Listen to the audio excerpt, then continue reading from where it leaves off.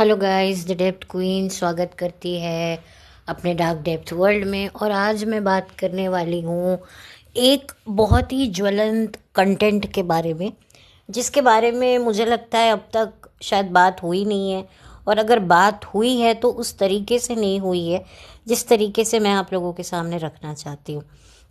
तो देखिए, व्लॉगिंग जो होता है ना, उसमें कुछ ऐसे कंटेंट होते हैं जब जब वो व्लॉगर्स उनको दिखाते हैं ना, उनके व्यूज़ शूटम शूट हो जाते हैं। चाहे वो शादी का हो, चाहे वो ससुराल की पहली मुँह दिखाई हो कि भाई ससुराल में मेरे कौन कौन हैं, या फिर हनीमून।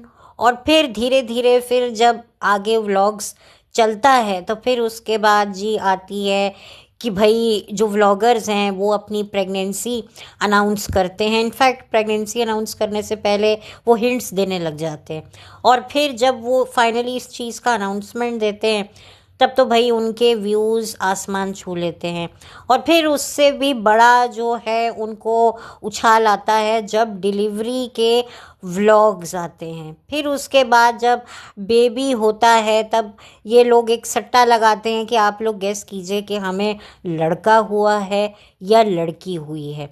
तो इस तरीके से ये कुछ ऐसे चुनिंदा जो हैं कंटेंट हैं जिससे बहुत ज़्यादा व्यूज़ मिलते हैं। अगर मैं थोड़े सीरियस नोट पे जाऊँ तो जी, डाइवोर्स एक बहुत बड़ा मुद्दा होता है, या फिर किसी लड़की का ब्रेकअप हुआ है और वो व्लॉगर है और वो अपनी स्टोरी बता रही है, ब्रेकअप स्टोरी बता रही है, तो वो भी एक बहुत बड़ा कंटेंट बन के निकलता है। और फिर बीच में एक दौर आया था आईवीएफ जर्नी को लेकर, व्लॉगर्स अपनी आईवीएफ जर्नी दिखाते हैं। हालांकि अगर मैं अपनी बात करूं तो मैंने एक ही व्लॉगर को देखा था जिसने अपनी आईवीएफ जर्नी आज से 2 साल पहले दिखाई थी। मैं उसका नाम नहीं लूँगी, लेकिन हाल फिलहाल तो उसको भी काफ़ी अच्छे व्यूज़ मिले थे कुछ समय पहले, क्योंकि उसने जो है कंटेंट में कंटेंटों का बाप दिखाया था और इसी वजह से उसको काफ़ी धड़ल्ले से जो है व्यूज़ मिले। वो बात अलग है कि अब पब्लिक को जो है उसकी भी सच्चाई दिखने लगी है। तो चलिए, मैं अब ज़्यादा सस्पेंस क्रिएट नहीं करती हूँ और मैं उस ज्वलंत कंटेंट के बारे में बात करती हूँ। और वो ज्वलंत कंटेंट है मिसकैरेज। जी हाँ, मिसकैरेज आज की तारीख में क्या, बहुत समय से मैं देख रही हूँ कि जब जब कोई फीमेल व्लॉगर अपनी मिसकैरेज स्टोरी लेके आती है तो पब्लिक की एक अलग तरह की सिंपैथी होती है और बहुत ज़्यादा व्यूज़ मिलते हैं और बहुत ही ज़्यादा लोगों का सपोर्ट मिलता है। और आपने अभी हाल फिलहाल जिस व्लॉगर की मैं बात कर रही हूँ, उसने अपना यही जो है कंटेंट एक तरीके से मास्टर स्ट्रोक जो था वो फेंका था। अब आप लोग कहेंगे कि नहीं भाई, इसमें मास्टर स्ट्रोक की क्या बात है, मैं इनसेंसिटिव हूँ। जब उसके साथ हुआ है, जब वो फैमिली मानती है हमें, तो क्या वो हमारे साथ शेयर नहीं कर सकती? उसकी रिस्पॉन्सिबिलिटी बनती है कि भाई उसकी लाइफ में कुछ ऐसा घटा है तो क्या वो हम लोगों के साथ शेयर नहीं कर सकती? क्या वो कोई गुनाह कर रही है? तो मैं आप लोगों को बता दूं कि जब पब्लिक ने ये भांप लिया था कि वो महिला सेलिब्रिटी व्लॉगर महिला प्रेग्नेंट है, तब वो लड़ने को भिड़ने को आ गई थी कि भाई हमने बच्चा पालना है ना, आपको क्या करना है, होगा तो हम बता देंगे, नहीं होगा तो नहीं करेंगे। तो जब उन्होंने अपनी प्रेगनेंसी को ऑफिशियली अनाउंस नहीं किया, फिर उन्होंने इस चीज़ को क्यों बताया? देखिए, ठीक है, उनके साथ जो हुआ, मैंने भी उनके सपोर्ट में वीडियो बनाया, बिल्कुल, क्योंकि देखो हुआ बुरा है। चलो, मैंने उस वक्त उस चीज़ को नज़रअंदाज कर दिया। मन में मेरे भी ये बात आई थी कि जो चीज़ आपने बताई नहीं है, जिसके बारे में आपने इन्फॉर्म नहीं किया, तो फिर ये चीज़ क्यों बता रहे हो? जैसे कि वो खुद अपने व्लॉग में कह रहे थे, अरे यार हमने कुछ लोगों को पहले बता दिया, उनको नहीं बताना चाहिए था, नहीं पता लगता तो नहीं पता लगता। तो हाँ भाई, हमें भी नहीं पता लगता तो नहीं पता लगता।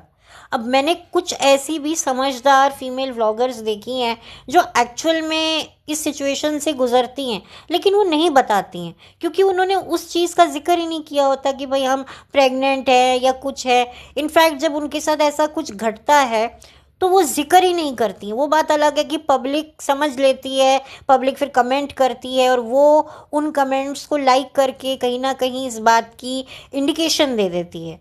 लेकिन आप ये बताइए कि मुझे वो चीज़ ज़्यादा सही लगती है कि जिसके बारे में आपने ज़िक्र ही नहीं किया है, जिसको कंटेंट की आपने आपने यूज़ ही नहीं किया है, फिर उस चीज़ को यहाँ पर लाना एक सैड न्यूज़ के तौर पर, वो अपने आप में ही फिर एक बहुत बड़ी एक कॉन्स्पिरेंसी लगती है, एक साजिश लगती है। और जब उन हस्बैंड वाइफ ने इस न्यूज़ को ब्रेक किया, तब हस्बैंड का कुछ ऐसे पॉइंट्स थे जहाँ से मैं समझ गई थी कि भैया अब इनको है पैसे की भरपूर ज़रूरत।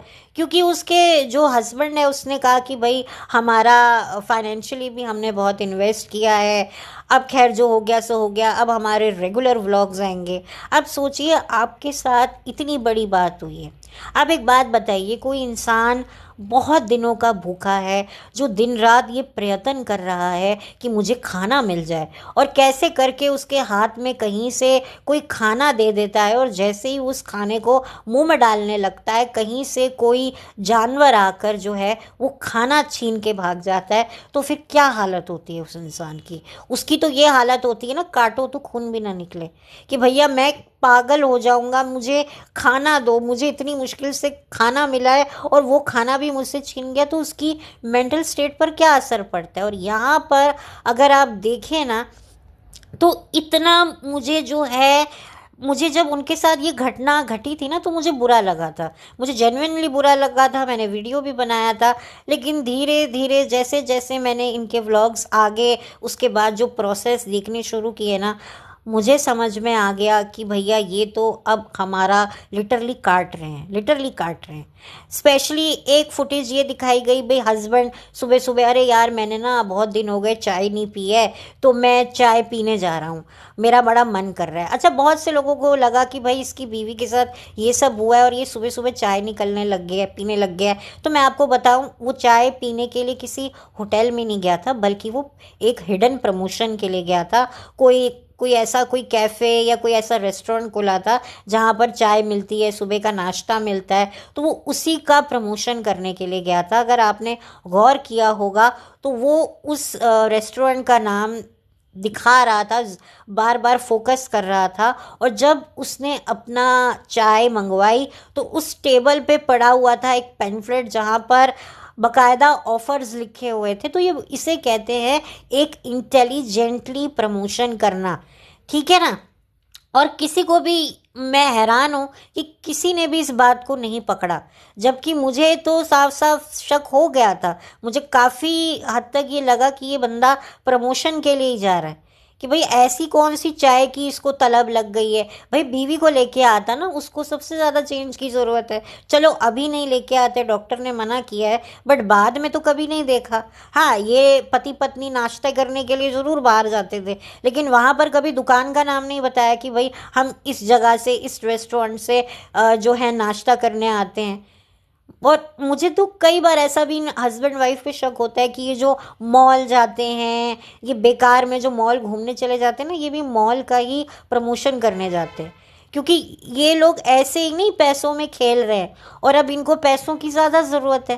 क्योंकि जो भी हुआ है, इनका फाइनेंशियल लॉस कितना हुआ है, जो भी इन्होंने अपना इलाज करवाया, आईवीएफ करवाई, वो कितनी महंगी आती है।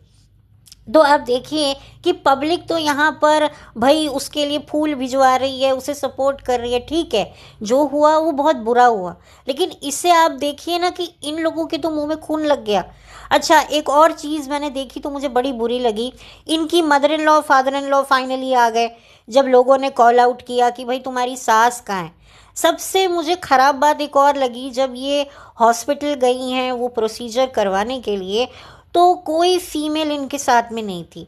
इनकी वो एक tarot card reader friend I थी, बाकी सारे मेल बैठे हुए थे उस जगह पे, उस हॉस्पिटल के कमरे में जहाँ पर वो रेस्ट कर रही थी। तो ये देखकर मुझे बड़ा ही बड़ा अनकंफर्टेबल सा लगा कि भाई एक विमेन जिसके साथ इतना बड़ा हादसा हुआ है, she need mental privacy, mental space, physical space. चलो हस्बैंड का तो वहाँ रहना बनता है, या कोई लेडी बुला लो, क्योंकि ऐसी सिचुएशन में एक लेडी ही टैकल कर सकती है, लेकिन सास है नहीं। अच्छा, इनकी भाभी का भी कुछ पता नहीं है, भाइयों से उनकी पता नहीं क्या है क्या नहीं है, मुझे नहीं पता इनकी खुद की फैमिली में क्या चल रहा है, लेकिन कोई भी लेडी इनके साथ नहीं थी। चलो हस्बैंड था, हस्बैंड सब मैनेज कर रहा था, लेकिन वो जो हस्बैंड के जो दोस्त आए हुए थे वो उस कमरे में बैठे हुए थे, जो मुझे बड़ी ही देख कर ना बड़ी अच्छा नहीं लग रहा था कि भाई एक विमेन लेटी हुई है, उसकी एक प्राइवेसी है, उसके कंफर्ट्स हैं, कोई बाहर से जेंट आके वहाँ बैठे हैं, खाने वाने दावतें उड़ा रहे हैं, मुझे वो अच्छा नहीं लगा। अब चलो ठीक है, मजबूरी है, बुलाना पड़ा, बट कैमरे पे ये चीज़ें बहुत अलग लगती हैं, बहुत डिफरेंट लगती हैं। ये मुझे एक चीज़ बहुत ख़राब लगी। दूसरी लगी कि भाई सास ससुर जब आए तो आप लोगों ने गौर किया होगा कि इन सेलिब्रिटी मोहतरमा ने ही दरवाज़ा खोला, और दरवाज़ा खोलते साथ ही ये अपनी सास के गले मिलकर रोईं, और पीछे लगा दिया एक सैड म्यूज़िक। तो आप बताइए कि कितनी अच्छी डायरेक्शन हस्बैंड ने करी है। भैया हस्बैंड तो राइटर के साथ साथ मुझे अब एक बहुत अच्छा उभरता हुआ डायरेक्टर भी मुझे उसके अंदर दिखाई देता है कि भैया तुम क्या क्या इमोशन बेच रहे हो। दो एक विमेन टू विमेन का एक इमोशन होता है कि भैया इस वक्त जो है एक लड़की को अपनी माँ के बाद अगर किसी औरत की ज़रूरत होती है तो वो मदर इन लॉ की होती है, क्योंकि मदर इन लॉ देखो एक्सपीरियंस्ड होती हैं, उनको पता होता है भाई बहुओं की तो जिम्मेदारी सासों की होती है ना भाई, उनके ख़ानदान को वो चिराग दे रही हैं, बच्चा दे रही हैं, तो ये सास की जिम्मेदारी है कि बहू को संभाले, इमोशनली स्ट्रॉन्ग करे। तो वो भी ये लोग कैप्चर कर रहे थे, जो देखकर मुझे बड़ा ही अनकंफर्टेबल लगा। ऑफ कोर्स देखकर एक फीलिंग आती है, हम भी इमोशनल होते हैं, लेकिन फिर लगता है कि नहीं यार ये तो हमारा काट ही रहे हैं, मतलब ये तो एक फिल्म बना रहे हैं, एक सीरियल बना रहे हैं। भाई पता था कि भाई मेरी माँ बाप आने वाले हैं, तो हस्बैंड ने कहा होगा कि भाई तू ही दरवाज़ा खोलियो और फिर आते ये शॉट दियो, क्योंकि आप देखिए कि भाई पता है कि भाई कैमरा ऑन होगा, वो एक कॉन्शियसनेस, क्या मतलब मैं क्या बोलूँ, देखकर बुरा भी लग रहा था लेकिन कहीं ना कहीं अलग तरीके का बुरा भी लग रहा था कि ये क्या हो रहा है। भाई आप अपनी चीज़ें रखो ना, अपनी प्राइवेट रखो। पता है अगर आप लोग, चलो आपने ये न्यूज़ पब्लिक के साथ शेयर करी, चलो आपको लगा कि नहीं यार पब्लिक को बता देना चाहिए, हमारा दिल हल्का हो जाएगा, चलो मैं उस चीज़ को भी कंसिडर कर लूँ, लेकिन लेकिन उसके बाद ना ये 10-15 दिन का एक ब्रेक ले लेते। अब उस दौरान ये घूमे फिरे कहीं भी जाएं, हमें कोई लेना देना नहीं है। हम तो चाहते हैं कि भाई जो ये महिला है, सेलिब्रिटी महिला है, ये इस दुख से बाहर निकले। यहाँ पर कोई नहीं चाहता है कि ये गम में डूबी रहे, लेकिन एक कैमरा तो मत उठाओ यार। कैमरे से दूर रहकर आप अपने हस्बैंड के साथ या अपने इन लॉज के साथ आप अपना एक पर्सनल टाइम लीजिए, अपने आप को हील अप करिए, फिर आइए। अच्छा एक और बार इन्होंने अपना एक नया चैनल भी लॉन्च कर दिया, हालांकि इसके बारे में बात इन्होंने बहुत पहले से ही करी हुई थी, इसकी शॉपिंग वगैरह भी करी थी इसके स्टूडियो की, और काफ़ी ज़्यादा इन्होंने बात भी करी थी, लेकिन क्या ये सही वक्त था इसे लॉन्च करने का? मुझे तो लगता है कि भाई लॉन्च करना था ना तो जब ये लोग ब्रेक लेने के बाद आते तब करते कि चलो अब हम वापस से अपनी लाइफ शुरू कर रहे हैं। लेकिन साइमल्टेनियसली आप देखिए कि पूरी वो सीरीज़ चल रही हैं मिस कैरेज की, उसके बाद की, और अब ये आ गया है नया चैनल, क्योंकि भाई पब्लिक इमोशनल है, तो भाई आप दिखाओगे पब्लिक को तो ये फट से देखेंगे, क्योंकि पब्लिक इमोशनली हमारी मुट्ठी में आई हुई है। क्योंकि पहले इन मोहतरमा ने काफ़ी बातें सुनी, जब ये पब्लिक को हड़का देती हैं, पहले तो हिंट्स आप देखते हो कि भाई आज मेरा चॉकलेट खाने का मन कर रहा है, अब मेरा ये हो रहा है वो हो रहा है, तो आप इस तरह की बातें करते ही क्यों हो, आप इस तरह के हिंट्स देते ही क्यों हो, क्योंकि आप भी जानते हो कि इसी से कंटेंट मिलता है। एक यूट्यूबर है मिस्टर एंड मिसेस क्रिंज, उनका पहला बच्चा होने से पहले ही उन्होंने कितनी बार उनके मिसकैरेजेस हो गए, कितने उन्होंने अपने सीरीज़ निकाल दी, फिर प्रेगनेंसी को तो उन्होंने 12 महीने तक चलाया, फिर उसके बाद बच्चा हुआ तो दोबारा प्रेगनेंसी खटाखट की वो थंबनेल लगाने शुरू कर दिए, जिससे उनको व्यूज़ मिलने लगे, मतलब। और अपने बच्चे की तो उन्होंने ऐस तैस करी रखी है। दूसरा बच्चा वाकई हो गया है, असली में भी दूसरा बच्चा हो गया है, लेकिन इतना प्रेगनेंसी प्रेगनेंसी, मतलब आप लोग क्या दिखाना चाह रहे हो कि बिना बच्चे के तो औरत की कोई गति ही नहीं है। और ये जो मिस कैरेज के जो व्लॉग्स होते हैं ना, इनको मिलती है सबसे ज़्यादा हाइप, सिंपैथी, व्यूज़, और इनके बारे में होती है चर्चा। सॉरी।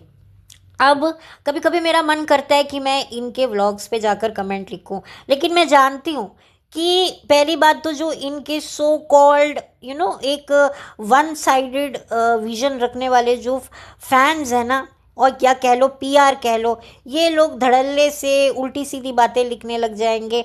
दूसरा, ये आपके कमेंट को ना अपनी स्टोरीज पर और सोशल मीडिया में पीआर के द्वारा सर्कुलेट करवाएंगे आपकी आईडी से कि लोग भाई इनको जाएं और लिखें।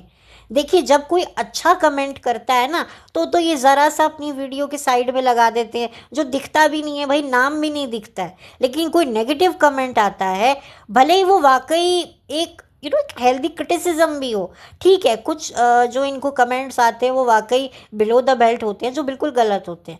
लेकिन जो कमेंट थोड़े भी होते हैं ना, उनको भी ये उठा उठा कर जो हैं वो लिखती हैं, इनको करती हैं। आजकल ये चीज़ बहुत हो गई है। एक ज़माने में तो क्या होता था कि नेगेटिव कमेंट्स के भी एक कंटेंट बनाया जाता था। एक फीमेल बैठ जाती थी जिसके चैनल पर, उसको कुछ लोगों ने कमेंट्स नेगेटिव दिए हैं, तो वो आंखों में पानी भर के रोते रोते उनका जवाब देती थी। मुझे लगता था, क्योंकि तब हम नए नए थे, हमें पता नहीं था ये यूट्यूब की जादुई दुनिया क्या होती है। तब हमें पता चला कि भाई ये तो बेचारी बड़ी दुखी है। लेकिन फिर मैंने ये रियलाइज़ किया कि भाई ये कमेंट्स तो इतने दिनों के आए हुए हैं, तो इनको इकट्ठा करना, फिर उसके बाद आंसू लेके आना, तो ये वेल रिहर्स जो है ये तैयार होती है और ये परफॉर्मेंस देते हैं। तो मुझे वहाँ से समझ में आने लगा कि भैया ये तो भाई नाटक करते हैं, और इस नाटक में ये जो हमारे जैसी मासूम भोली ऑडियंस है, उनको एक तरीके से जो है वो हथियार बना के इस्तेमाल करते हैं। जैसे ये मोहतरमा बोलती हैं कि भाई मेरी तरफ से लेडीज़ जवाब देती हैं उन औरतों को, और मैं चाहती हूँ कि आप प्लीज़ जवाब दो। भाई क्यों जवाब दो? पहले हम हमारे जवाब तो दो। हमारे तो पहले जवाबों के समाधान दो मैडम। कि भाई आप एक तरफ कहते हैं बच्चा हमने पालना है, हमने सब कुछ करना है, आपको क्या? फिर ये न्यूज़ ब्रेक की क्यों? और शुक्र करो किसी ने ये नहीं लिखा कि भाई तुम्हारे साथ ऐसा हुआ है ना, हमें क्या, हमने थोड़ी ना करना था। पब्लिक को गुस्सा आ सकता है, लेकिन फिर भी ये पब्लिक की अच्छाई है, पब्लिक के संस्कार है कि किसी ने भी पलटकर जो है इनके चैनल पर गलत नहीं लिखा है। वो बात अलग है कि कुछ लोगों ने बाद में किया हो, that is a different thing. जितने भी पॉडकास्टर्स हैं जिन्होंने भी इस न्यूज़ को कवर किया है, तो बहुत ज़्यादा सिंपैथी ही दी है। लेकिन अब उनको भी समझ में आ गया है कि ये लोग जो हैं वो कंटेंट बना रहे हैं, और फिर ये कह रही हैं कि भाई मुझे लोग ब्लेम कर रहे हैं कि भाई मैंने ध्यान नहीं रखा, मैंने नहीं किया। देखिए, बात ब्लेम की नहीं होती है। जिस तरीके से आप जो बता रहे हो, जो कर रहे हो, हम लोगों को भी व्लॉग में दिख तो रहा था कि आपकी तबीयत ठीक नहीं है, आप काफ़ी स्ट्रगल कर रहे हो, तो मत बनाओ ना, बिल्कुल गायब हो जाते। बट इनको रेवलेंट रहना था, पे पैसा चाहिए, दूसरा लोगों को शक तो बहुत पहले ही हो गया था। तो ये अपने ही मकड़ी जाल में फंस जाते हैं, और फिर उसका जो ठीकरा है वो आम जनता के ऊपर फोड़ देते हैं। तो खैर, मेरे को यही बात करनी थी कि ये इन्हीं पर्टिकुलर व्लॉगर के बारे में नहीं, बहुत सारे ऐसे व्लॉगर मैंने बीते वक्त में, स्टार्टिंग्स में मैं देखती थी कि सारी औरतें ऐसे आंखों में पानी भर के बैठी अपनी वो मिस कैरेज स्टोरी सुना रही होती हैं, रो रो के कि ऐसा हुआ डिलीवरी के टाइम, बच्चे में तड़प रही थी। मतलब जिनकी डिलीवरी के दौरान बच्चे के साथ कुछ हो जाता है, तो वो भी मैंने सुना है, मैंने बहुत सुना है। तो अब मुझे समझ में आता है कि भाई अब मैं क्या बोलूँ, फिर लोगों को लगेगा कि मैं इनसेंसिटिव हूँ, इसलिए मैं बोलती नहीं हूँ। इसीलिए मैं यही कहती हूँ कि भाई इन सारे कंटेंटों का बाप होता है ये मिस कैरेज कॉन्टेंट। अब ये इंटेंशनली हो या अनइंटेंशनली हो, ये तो भाई यही लोग जाने। क्योंकि कई बार लोग जेन्युइनली भी डाल देते हैं कि नहीं यार, अब जैसे ये सेलिब्रिटी कपल है जिनके बारे में मैं बात कर रही हूँ, ठीक है, इन्होंने एक अपना एक इमोशन शेयर किया, लेकिन जब इन्होंने देखा कि भैया छप्पड़ फाड़ के व्यूज़ आ रहे हैं, लोग सिंपैथी दे रहे हैं, तो चलो भाई भाई एक एक मोमेंट दिखा रहे हैं हॉस्पिटल में, जो भी वो प्रोसीजर हो रहा है, हस्बैंड गले लग रहा है, ये हो रहा है, ये भाई क्या दिखाने की ज़रूरत है? ये आपका मोमेंट है, आपके हस्बैंड वाइफ का मोमेंट है, ये एक इमोशनल मोमेंट है, इसको मत करो, मत करो। लेकिन क्या है, हम लोग हेटर्स हैं, बट हमारी बात को तो वही कुत्ते के आगे डाल दिया जाएगा। जैसे कुत्ते को रोटी फेंकते हैं, वैसे ही हम हमारे जैसे लोगों की बातों को फेंक दिया जाता है कि भाई एक कान से सुनो निकालो, हमें तो व्यूज़ चाहिए ना, हम तो करेंगे, रोक के हमें दिखाओ तो दिख जाने।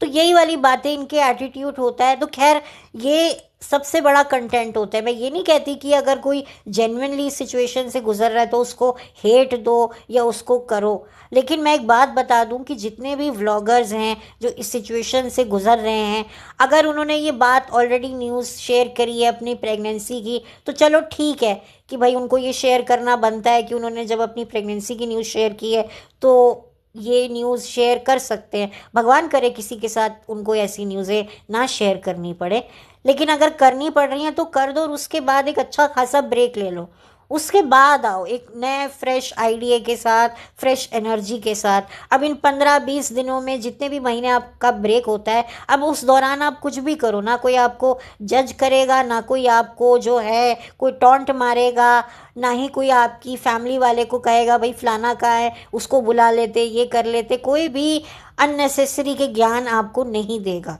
तो बस मुझे यही एक बात कहनी थी, और मुझे था कि मैं डायरेक्टली ये बात अगर नाम लेके बोलूँगी या प्रॉपरली मैं पॉइंट आउट करके बोलूँगी तो शायद बहुत से लोग ऑफेंड हो जाएंगे, मेरी जो सही बात है उसको कोई मतलब समझेगा नहीं। इसीलिए मैंने जो है इस बात को इस तरीके से आप लोगों के सामने प्रस्तुत करने का मैंने निर्णय लिया।